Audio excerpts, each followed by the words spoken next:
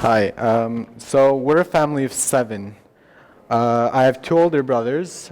That's my oldest brother, Vak, in the back, and my other older brother, Suren, in the front. I also have a twin brother and sister who are younger than me, Vem and Sanain. My parents always wanted a daughter, so they kept trying until they got one, and they got a bonus boy with her. I've been the youngest child for half of my life, and I've been in the middle for the other half. And I never really thought about our birth order that much until recently I watched a TED Talk by this man, Jeffrey Kluger. His talk was called The Sibling Bond. Jeffrey Kluger is the author of The Sibling Effect, which came out last year. The book is not really about the bond between siblings. It's more about how the older brother is healthier and is smarter and will be more successful and richer in life. And I don't really know about that, but he also talks about favoritism, and here's a part from his talk. Parents exacerbate this problem further when they exhibit favoritism, which they do overwhelmingly, no matter how much they admit it. A study I cite in this Time magazine cover and in the book The Sibling Effect found that 70% of fathers and 65% of mothers exhibit a preference for at least one child. And keep in mind here, the key word is exhibit. The remaining parents may simply be doing a better job of concealing things. So my first reaction was, nah, my parents don't favor Vahak over Suren and me. But we have to be scientific about these things, so let's look at the evidence. If you come to our house, in the living room, you'll find photo albums filled with our childhood photos. And if you count how many there are of Vahak and the oldest child, it's about 900. Versus that of the second child, Suren, it gets less. And things picked up a little bit with Vem and Sanain, about 300. And I didn't forget myself. So there are 3 individual photos of me in all of the photo albums. One in a Santaman hat, one in a Chinaman hat, and the one you saw earlier. In fact, of all the albums, 5 of our Vahak, 1 is of Suren, 2 of our Vem and Sanain, and that's me. But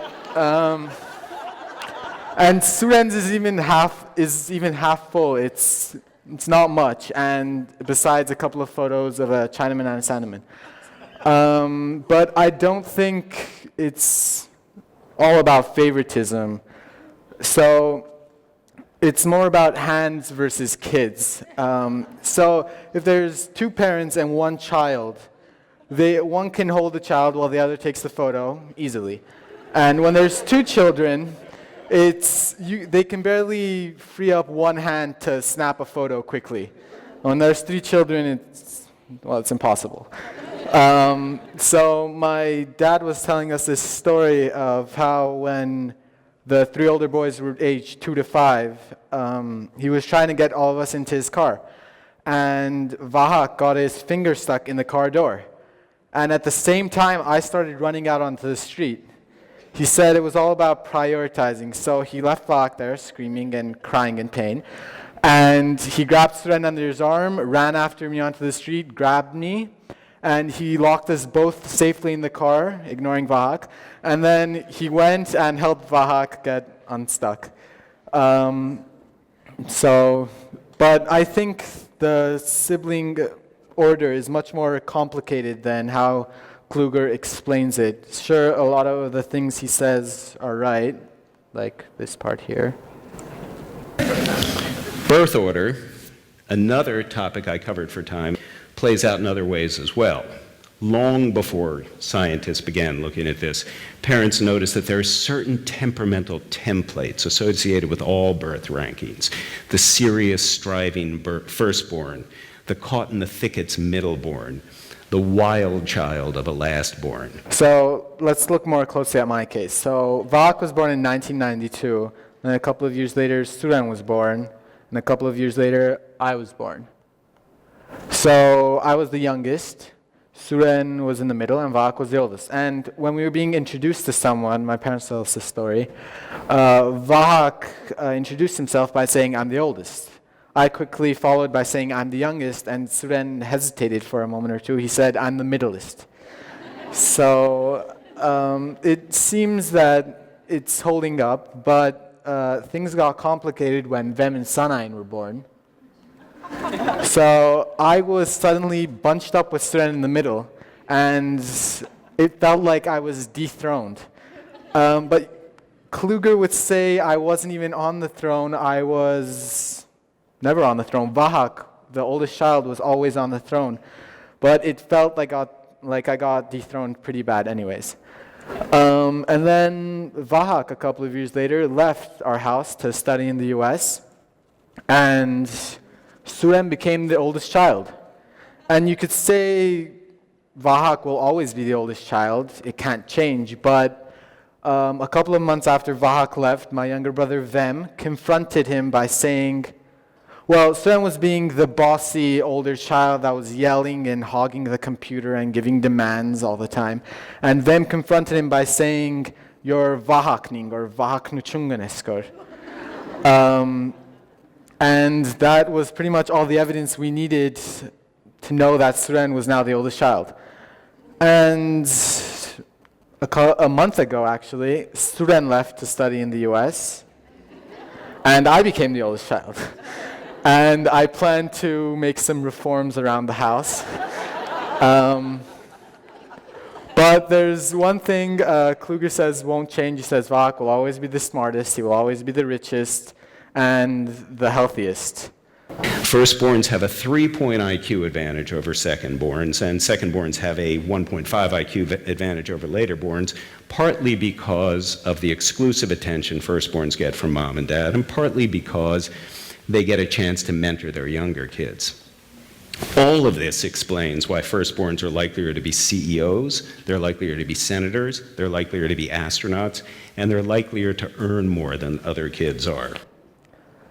So, of course, this is complete nonsense, but it's true that both my older brothers were accepted into Ivy League schools, and it's true that I'm applying in the winter. And you may think I'm under a lot of pressure, and you're probably right. But when Vahak got into Harvard, we all knew why. It wasn't because of his IQ. It was because my parents took him with them when they were going to climb Mount Ararat. And he was 16 at the time, and he made it to the summit, and of course he wrote about it in all his college application essays.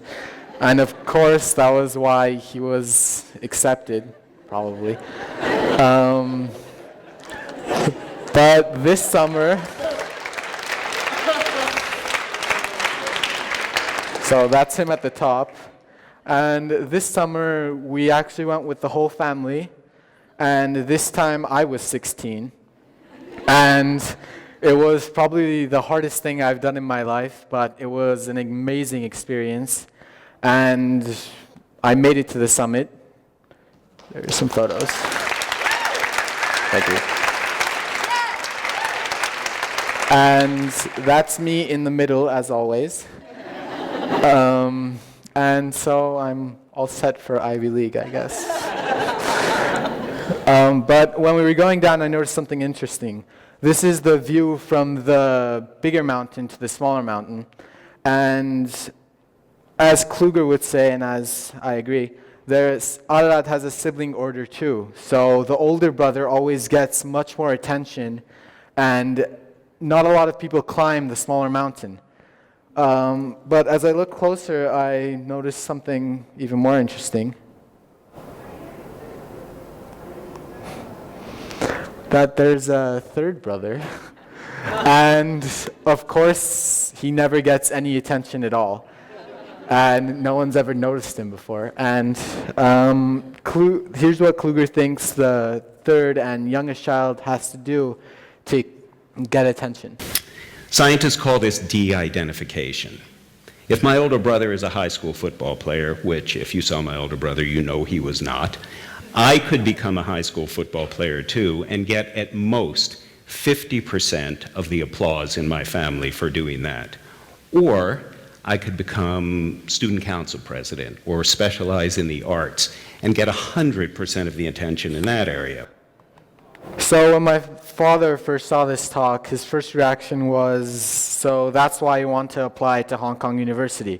And he's completely wrong, and so is Kluger. Competition and fear of Ivy Leagues has nothing to do with it. So a year ago, I went on a student exchange program to Hong Kong, and I stayed there for a month, and I went to school there. And I really liked it, and it was an amazing experience. So I'm thinking of applying to Hong Kong University, and it's not because of the Ivy Leagues, but they're also flat out funnier, which is another thing that comes in handy, because a person who's making you laugh is a very hard person to slug. It's perhaps no coincidence that over the course of history, some of our greatest satirists, Swift, Twain, Voltaire, Colbert, are either the last-borns or among the last in very large families. So here Kluger is talking about how the youngest child is always the funniest, and he says that the younger children have to be able to charm and disarm their older siblings in order to fit in better and to defend themselves. And if you think I'm funny, this is my younger brother Vem when he was 4.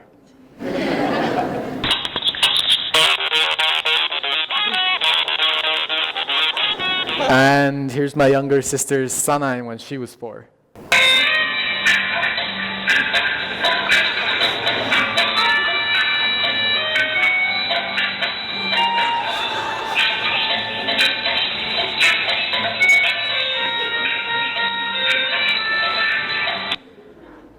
So her thing is dancing, which none of her brothers do ever.